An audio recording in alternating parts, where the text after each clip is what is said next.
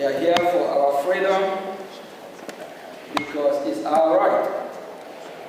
And today is our first congressional briefing. And we have our special guest here. We Biafrans are familiar with who he is. He's someone who advocates for freedom, human rights, and also religious rights. We have our special guest, Rubin. And Rubin is Senior Fellow, American Enterprise Institute. Thank you, Michael.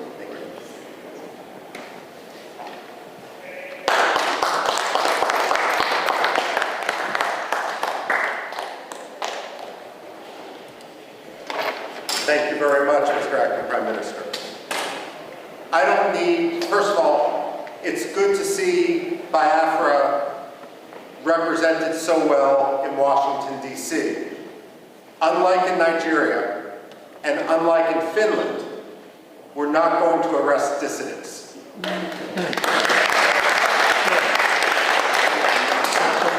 I'm a historian by training, and especially with this audience, we don't need to tell you that Biafra may have redeclared its independence, but it is a long history. And if we count the maps that European merchants, geographers, and other travelers made dating back to the 17th century, then Biafra is actually older than the United States of America. We're not talking about a so-called secession. We're talking about decolonization. And when we look at Africa today, we must recognize that the problem of colonialism is no longer based in London and in Paris. It's based in places like Abuja and Lagos. The fact of the matter is, and for that matter, Yaoundé as well, the fact of the matter is that we are witnessing a second wave of decolonization in Africa right now. Biafra, Amazonia, Somaliland are at the front line of a struggle for freedom, religious freedom, as well as simply personal, economic freedom, political freedom. The fact of the matter is, though, when we talk about that front line of colonialism, Biafra, Amazonia, Somaliland, we're also talking about a response to genocide. The fact of the matter is, when we look at the modern history of Biafra, and we see some of the key figures represented on this podium, and it's so appropriate that we're sitting here in a room dedicated to Veterans Affairs, to honor the veterans of the Biafra struggle. The fact of the matter is that they did not start the struggle for Biafran rights. Nigeria did. Nigeria has agency. They have decision-making. No one forced Nigeria to undertake the pogroms of 1966. That was a decision that was made in Lagos. And what we have seen, the struggle for freedom in Biafra, is a natural response to the repression, which is now more than 60 years old inside Nigeria, especially with regard to Biafra. Now, we can talk about genocide. And unfortunately, what has occurred in Biafra in the late 1960s and so forth, isn't the only case of genocide that the 20th century has seen. But what makes the history and the recognition of the Biafran genocide so important is this: When the Jews suffered the Holocaust, Germany afterwards acknowledged the Holocaust. The ideology that led to Nazism became stigmatized. Yes, there are still Nazis today, but it is an ideology which is outside the realm of acceptable belief. The problem with genocide denial isn't simply a denial of fact, a denial of history. But when you don't acknowledge the genocide, then what you're actually doing is throwing a life raft to the ideology upon which that genocide occurred. So when you have someone like the late Muhammadu Buhari, whose hands were covered in blood from the events of the Biafra genocide, rise to the presidency of Nigeria without anyone acknowledging his role, that simply perpetrates and legitimizes that genocide. Now, when it comes to genocide denial, I also have this to say. When people debate foreign policy in the United States, one of the progressive slogans that we hear time and time again is no blood for oil. Well, I have a message for Alexander Stubb. No genocide for oil. Finland has been a disgrace. Stubb has kowtowed to Turkey at the expense of the Kurds, at the expense of other dissidents, for the sake of getting Turkey to lift its de facto veto for Finland's NATO membership. Now he's kowtowing to the Nigerian government by arresting Simon Ekpa for the sole reason of advocating against genocide and of providing, frankly, at this point, the only reasonable way forward given the actions of the Nigerian state.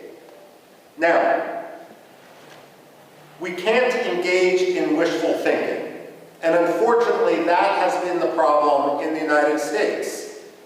I would argue that Europe is more engaged in a cynicism, where they simply want Nigeria's oil, and let's be frank, it's not Nigeria's oil. It's Biafra's oil, the Delta region and so forth. The fact of the matter is they feel it's easier to have a relationship with a dictator, and they're going to look the other way. Never let the Europeans pretend that they stand as a representative of human rights when they act in such a cynical, racist, and way that is so contrary to life, liberty, justice, freedom, political rights. The fact of the matter is the Europeans need to be called out each and every day for that. Finland, especially. Now, I would go so far as saying Finland doesn't deserve the plaudits that so many people, Amnesty International, Human Rights Watch, tend to ascribe to Scandinavian powers. I would today argue that through its actions behind the scenes, by laundering the Nigerian government, by allowing, by cynically using this mantle which it had developed over decades as a protector of human rights, that Finland has become one of the most cynical promoters of human rights abuses, on par with Russia, with China, and with others. The only difference is Russia and China are much more open about what they're doing. Finland thinks they can have it both ways. Now, when it comes to the United States, however, the United States isn't blameless. We have two problems here. The first is the problem of the American perception of history. Whether you're Republican, whether you're Democrat, I don't care. And the fact of the matter is Biafra, like Cyprus, like India, should be a bipartisan cause. There's nothing partisan about freedom and liberty. And I say that as someone who personally is a Republican, but I was a Congressional Black Caucus Foundation fellow working for the late Congressman Bill Gray, who was a Democrat. So I say this not just as wishful thinking, but someone who truly believes in the importance of principle and its triumph over cynical partisanship. But let's face it, both the Republicans and the Democrats have a problem, and American society in general, and that's our general ignorance of history. In our own political culture, whether it's a Republican coming in after years of Democratic power or a Democrat coming in after years of Republican power, there's a tendency to believe that history is only 4 or 8 years long, and that every president who enters the Oval Office or Secretary of State who enters that 7th floor of their office of the Dwight D. Eisenhower building in Foggy Bottom, that they can somehow have a tabula rasa, that the past doesn't matter. Well, let me set the record straight. The past does matter. The past can't be forgotten. And we wouldn't be here today if it weren't for repeated efforts to work within the system, only to be crushed by Nigerian corruption, Nigerian dictatorship, and Nigerian cynicism. And if I may, Nigerian religious animosity on the parts of some sectarian communities. Now, one problem, of course, is then that U.S. historical ignorance, and this is where it's so important for the Biafrans to really rally, to meet with Democrats, to meet with Republicans, not to meet and spend all those times meeting with those who agree with you, but actually concentrating their efforts on those who disagree. The fact of the matter is, Americans need an education in history, and they need an education in history quickly, because the price of American ignorance is going to be tragedy and more killings in Biafra. Now, that's one problem. The other problem is a tendency of the United States to engage in wishful thinking. There are 2 types of ambassadors that the State Department sends abroad. And I'm not talking about professional ambassadors, civil service, foreign service versus political appointees. There's some good political appointees, there's some bad political appointees, and the same thing is true with the professional foreign service. But among ambassadors, however they get their job, there's 2 general styles. One style, and we've seen this too often in Nigeria, and I can name other places where we've seen this, the Democratic Republic of Congo, Somalia as well, takes an ambassador, and that ambassador believes that the best way to represent American interests is to ingratiate themselves to a dictator, to have zero tension with that dictator, and that oftentimes means amplifying that dictator's propaganda, his rhetoric, to his face. Well, the State Department should realize and should recognize that dictators have no shortage of sycophants. It shouldn't be the job of American ambassadors to join the sycophants. George Shultz, the Reagan-era Secretary of State, was famous when a new ambassador was appointed. He would bring them up to his office, which was an elegant room, not unlike this which we're standing in the U.S. Congress. And he had a big globe next to his desk. And he would always ask the ambassador appointee, point to your country on the globe. And if they pointed to Nigeria, or they pointed to France, or they pointed to Burma, or they pointed to Pakistan, God help them, he would point to the United States and say, this is your country. You never forget it. When we send ambassadors abroad, their job should be to speak truth to power. It shouldn't be to kowtow to a dictator. And if that means calling out Nigeria for its abuses in Biafra, for its abuses of religious freedom, so be it. It may mean you're not going to get invited as the ambassador to this reception or that state dinner. Well, that's the price of being an ambassador and being truthful. Your job isn't to make a dictator feel good. It's to promote American interests as a U.S. ambassador. And one of the top American interests is religious freedom. The reason why religious freedom should be such a top priority is it really is the canary in the coal mine. It really is the metric by which to see whether a dictator's rhetoric and actions meet. When former Secretary of State Antony Blinken went to Nigeria and he met with the late Muhammadu Buhari, and he removed Nigeria from the religious freedom watch list, that was wishful thinking. It didn't make Nigeria a better place. It didn't stop the killings in Biafra. It didn't stop the killings elsewhere in Nigeria. All it did was signal to the Nigerian government that they could quite literally get away with murder. Wishful thinking has consequence. The United States also needs not to believe its own spin and not to try to force, cynically use the Biafran issue to advance its other causes. So, for example, I don't know how many times I've talked to people who are partial to the Nigerian government in the United States and will accept the Nigerian lies. And they will say that what we see happening in the Southeast has nothing to do with religious hatred, with religious intolerance on the part of the Nigerian government. It's all about climate change. Let me tell you this, and I've actually said this to the State Department. Climate change does not charter buses in order to ship Fulani militiamen into Biafra to kill Christians. That's not China. That's not climate change. That's ethnic cleansing. That's religious hatred. That's sectarian cleansing. American wishful thinking isn't polite. It doesn't make diplomacy easier. It simply gets people killed.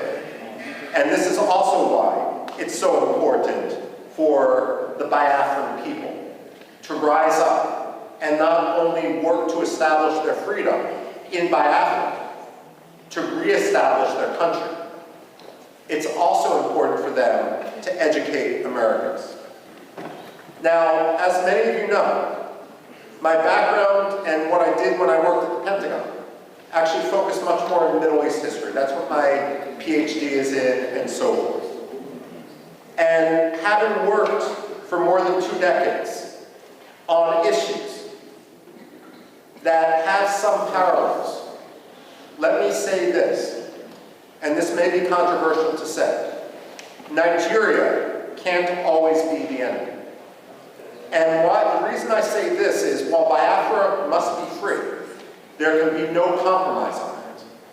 At the same time, an independent Biafra is only going to thrive when Nigeria, its neighbor, is at peace with itself and with its neighbors. The fact of the matter is, the Biafrans are an engine of democracy. They were always historically the intellectual capital, the economic capital of Nigeria when they were under Nigerian occupation. But at the same time, they have a role not only to win freedom for Biafrans, but that freedom is only going to be confirmed when Nigerians also win their freedom, when corruption no longer governs Nigeria, and when the Nigerian military and Nigerian politicians don't cynically use religion in order to advance their own Swiss bank accounts. This is important, and this is a conversation, for example, it's understandable that you focus on Biafra, but this is an example which I've had conversations in the past with Iraqi presidents and prime ministers, and Kurdish presidents and prime ministers, and there's a recognition, despite the century-long struggle of the Kurds, the so-called largest people without a nation, to win their freedom, to win their independence. Many of them have also come to recognize that that independence is going to take real reform instead of ruin for their neighbor next door. I've had this conversation with the Cypriots and the Greeks vis-a-vis Turkey as well. Turkey is a problem today, and Turkey is a problem which is going to work with the Nigerian government in order to kill Biafrans. But at the same time, what the Greeks and the Cypriots will tell you is, while today Turkey acts like an enemy, there can only be true peace once Turkey fundamentally reforms. And so it's important when you speak and when you advocate for your cause, not only to promote the freedom for Biafra, but to argue and to recognize that Biafran freedom is going to be symbiotic. It's going to bring stability to the region. Biafra is going to be a model, not only for Biafra, it's going to be a model for Nigeria, so that Nigeria can get its act together, even as Nigeria heads towards the precipice. No one wants to, let me put it this way, many of you are familiar with the American satirical newspaper, The Onion. I remember a headline in that satirical newspaper after Russia invaded Georgia in 2008. It was a fake announcement by Condoleezza Rice, the Secretary of State, who was arguing that U.S. position is that no American allies should border Russia because it was just too difficult. The fact of the matter is, she was warning allies not to border Russia as if they have a choice. The fact of the matter is, it's in no one's interest. It's always going to be a problem for occupied Biafra and for independent Biafra to border a failed state, to border an irredentist state, to border an aggressive military dictatorship. Independent Biafra is going to need to recognize that as Nigeria fails, and let's face it, today it's a failing state. It's a building, it's a 10-story building that's ridden with termites. The fact of the matter is that every military leader inside Nigeria is going to try to distract their own Nigerian public by trying to whip up a frenzy against Biafra. So on one hand, you need to be prepared for that. And you recognize this because this is your history. But on the other hand, if there can be fundamental reform in Nigeria, then ultimately you will thrive and be the most prosperous country in Africa. Now, the other point I need to make, and this is not for the people here, but some of the people abroad, is that when you talk to Americans, especially non-Biafran Americans like myself, like congressmen and so forth, I am honored here to be with the acting Prime Minister. I hope someday to be with the non-acting Prime Minister, Simon Ekpa, as well, if he's ever sprung from his Finnish dungeon. But the fact of the matter is, as an American, as someone who obviously has no Nigerian heritage, it's not my job or my concern to decide who the leader of Biafra is. You ask any American like me, any white American, who cares about human rights, who cares about Biafran liberty, what I would say is, when Biafra becomes independent, all these disputes will fall by the wayside because you have monitored democratic elections. But if anyone starts to attack other Biafrans in the presence of European politicians, American politicians, United Nations diplomats, they are essentially creating treason against Biafra. Because what you're doing is giving evidence to your enemies that Biafra isn't serious. Now, let me give you one example. When I came to Washington and began working in foreign policy in 1999, one of the first people I met was a gentleman named Barham Saleh. He was the Washington representative of the Patriotic Union of Kurdistan. Now, the Kurds, I've referenced before, they're split between 4 different countries, so Biafra's a little bit luckier than this. At the same time, the Kurds in Iraq, in northern Iraq, are divided between 2 major political parties. One was Jalal Talabani's Patriotic Union of Kurdistan. The other was Masoud Barzani's Kurdistan Democratic Party. And between 1994 and 1997, these 2 Kurdish parties fought a civil war to suggest that anger among the Kurds wasn't high would be an understatement. They hated each other's guts. 2,000 people remain missing to this day from that civil war in northern Iraq between the Kurdish parties. And again today, that region is essentially divided. Barham Saleh had a rule as the representative of one of the 2 Kurdish parties in Washington, D.C. His rule was, I will talk Kurdish politics to other Kurds, but I will never talk Kurdish politics when someone else is in the room. Because the only message that Washington needs to hear is Kurdistan must be free. The only message that Washington must hear today is that Biafra must be free. Decisions with regard to the leadership of Biafra are going to be made by Biafrans themselves.